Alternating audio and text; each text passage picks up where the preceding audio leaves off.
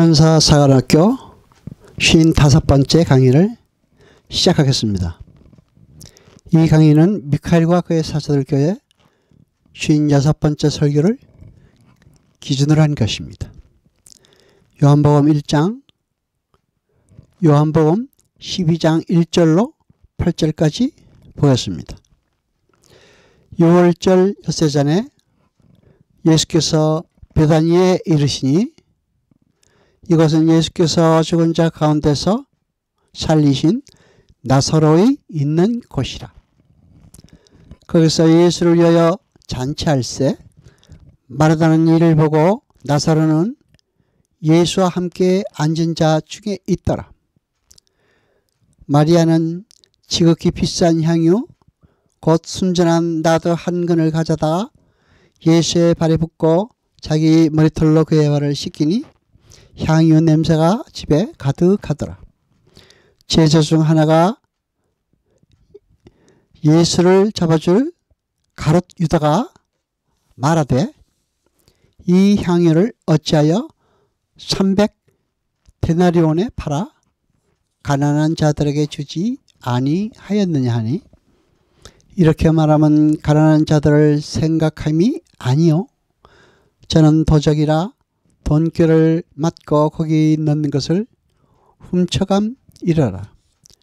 예수께서 가라사대 저를 가만히 두어 나의 장사할 날을 위하여 이를 두게 하라.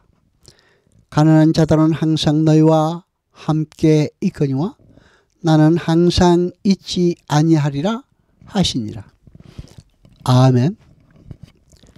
여러분, 요한복음에 기록된 7개의 기적은 예수님의 신적 능력을 보여주기 위함이 아닙니다.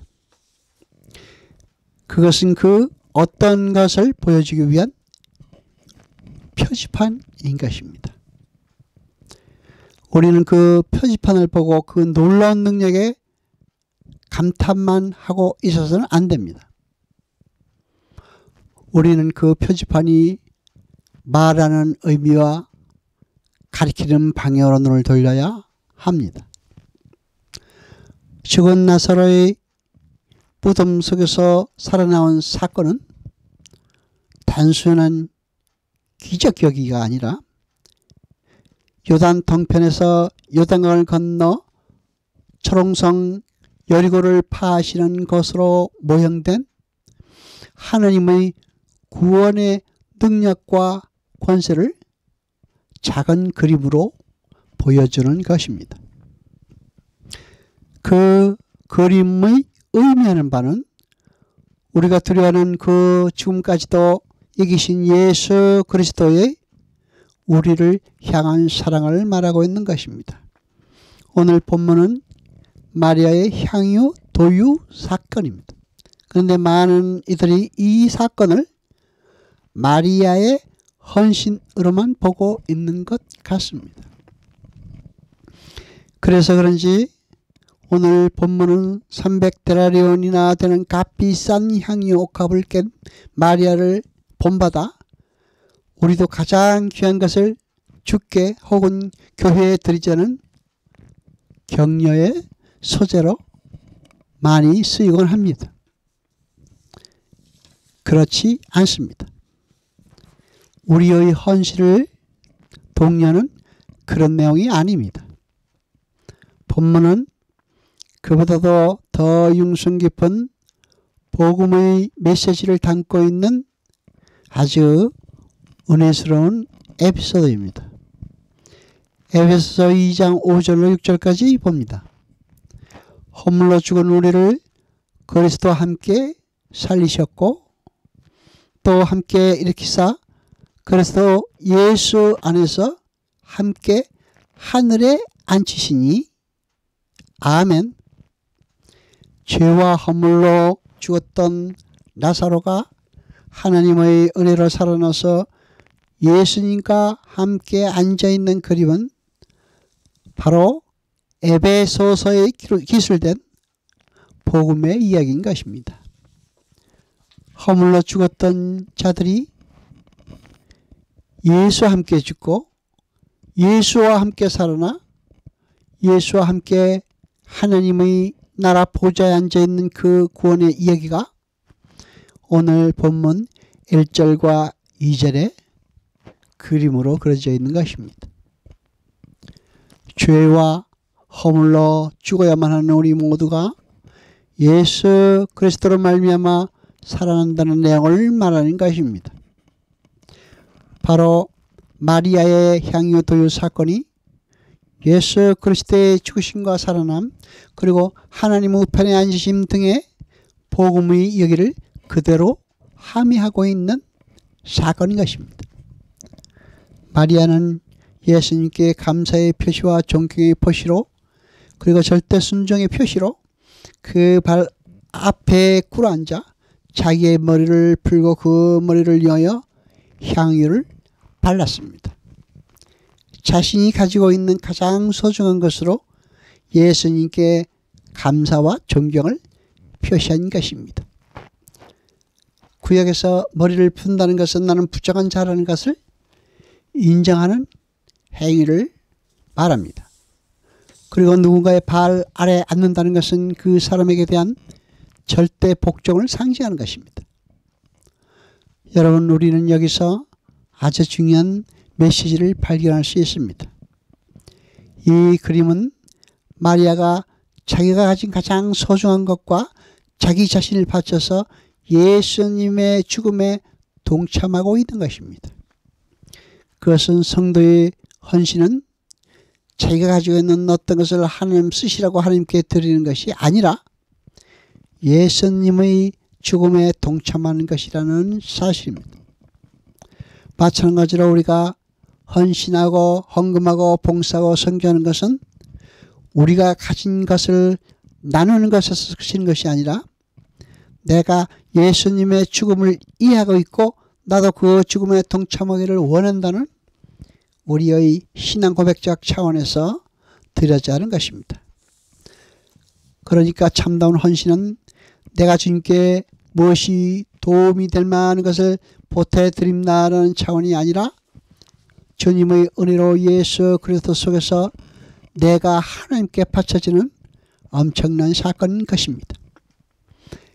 그러므로 진정한 의미에서 제사에서의 제물이라는 것은 나 자신을 상징하는 것입니다. 나의 죄가 진정한 의미에서 나의 죄가 제물에 전가되고 그 제물이 불에 타서 하나님께 연락됨으로써 나의 죄가 용서를 받는 것입니다. 그러니까 내가 제물을 바치고 헌금을 한다는 것은 하나님이 연락하실 만한 나 자신을 드리는 것을 상징하는 것입니다. 그러므로 하나님의 법을 지키지도 않고 여호와의 말씀에 관심도 없으면서 그저 형식적으로 드리는 제물은 하나님이 받지 않으시겠다는 것입니다. 자격 없는 제물은 하나님 앞에 연립이 되어질 수 없습니다.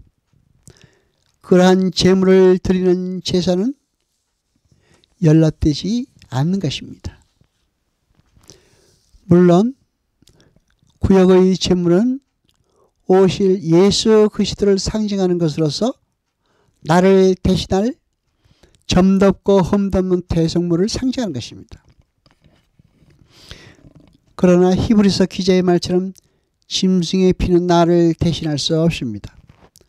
하나님이 대신 받아주실 수 있는 제물은 하나님 보시기에 정말 흠도 없고 점도 없는 제물이어야 합니다. 나와 삶을 같이 하는 인간 중에는 하나님의 마음에 흡족할 만한 제물로서의 의인이 하나도 없습니다. 그러니까 구약의 제사 제물 중에 하나님의 진심으로 하나님께서 기뻐하시는 제물은 단 하나도 없었다는 말이 되는 것입니다. 그러므로 구약에서의 제사는 참 제물이신 예수 그리스도를 모양하고 있는 것입니다. 그리고 하나님은 그 예수 안에서 예수와 함께 드려진 제물들, 즉 교회를 제물로 받으시는 것입니다.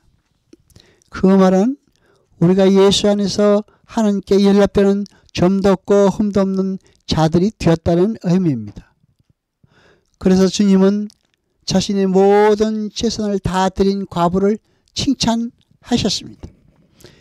그녀에게는 그 전 재산이 바로 자기 자신의 생명이었던 것입니다.